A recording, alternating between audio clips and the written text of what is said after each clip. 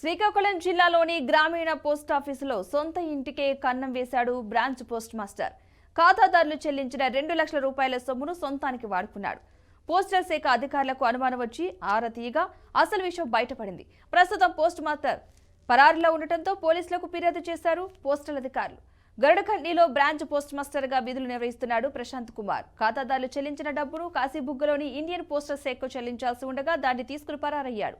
ఘటనపై పోలీసులు కేసు నమోదు చేసి దర్యాప్తు చేస్తున్నారు. ఉంటే అది రాజముద్ర, మీ డబ్బులు ఎట్టి పరిస్థితుల్లోనూ ఏమి అవ్వవు. మీరు గమనించాల్సింది ఏంటంటే మీరు కట్టిన డబ్బులకి అది డేట్ స్టాంప్ ఉంటే చాలండి.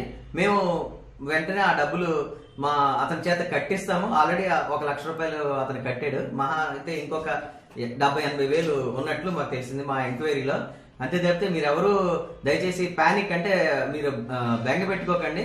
మేము డీటెయిల్ ఎంక్వైరీ చేసి విత్ ఇన్ అంటే ఆ కుర్రోడు వాళ్ళ రిలేటివ్స్ కుర్రోడు కట్టపోయినా వాళ్ళ బ్రదర్ ఒక ఆయన మాకు టచ్ లో ఉన్నారు, వాళ్ళ పేరెంట్స్ కూడా ఉన్నారు.